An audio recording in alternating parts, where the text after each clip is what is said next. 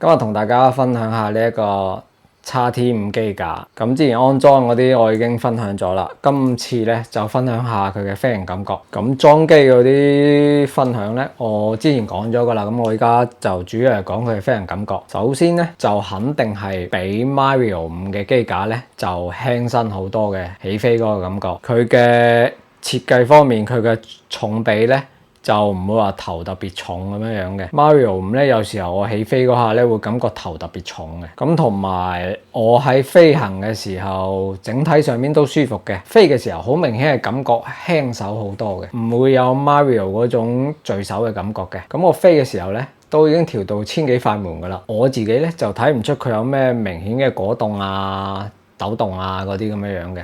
我已經係默認嗰啲配置嚟㗎，冇調過參數嘅。一嚟我自己又唔識調啦，咁同埋大油門嘅時候都唔會感覺話抖動啊、果凍啊嗰啲出現嘅。咁但係就垂直突然之間抽油啊嗰啲時候咧，就好輕微嘅，好輕微嘅啫。嗰啲咧，我個人覺得問題不大嘅，因為我咧就唔係攞嚟花飛啊嗰啲咁嘅樣，我自己攞嚟拍攝下咁樣樣，都係飛一啲好平穩啊、好 flow 啊嗰啲風格嘅，就唔係嗰啲 spandal 啊嗰啲揈嚟揈去啊嗰啲就，所以嗰少少果凍咧對於我嚟講就冇乜問題嘅。咁雖然佢個鏡頭可以模塊化嗰啲咁樣樣，咁但係佢都有缺點嘅。咁佢嘅缺點咧就係裝唔到運動相機，佢係冇位置俾你裝。即係如果可以改進下呢個模塊化嘅打印件咧，我希望係佢可以裝到 GoPro 啊嗰啲咁樣上去。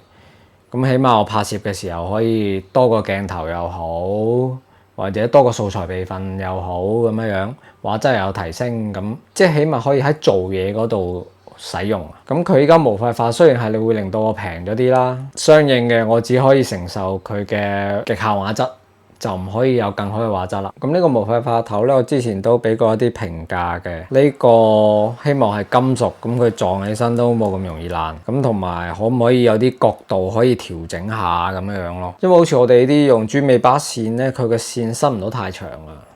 咁變咗喺某啲角度嘅時候，其實機身咧係會擋住咗信號嘅，就會影響少少信號嘅穩定咯。同埋因為佢呢個膠嘅打印件咧，因為係 Mario 5嗰度過嚟嘅，喺呢度螺絲嗰個位咧，佢唔可以傷得太大力，一太大力嘅話，啪就會啪鳩斷咗，就變咗有時候換嘅時候咧就好就住呢個力，唔可以太大力。咁佢呢個打印件都方便嘅，可以咁樣樣抽出嚟，跟住可以調參啊，或者維修啊，或者甩咗焊啊，可以都整到嘅，所以就會比較方便啲。咁你要遮咧，你就揼翻上去就得噶啦。呢個設計我個人覺得係 fit 嘅。咁但係希望可以出多一兩版，即係譬如全密封啊咁樣，將呢啲透氣孔密封晒佢。因為有時候拍一啲地方，驚佢有少少水滴會飛咗入去啊。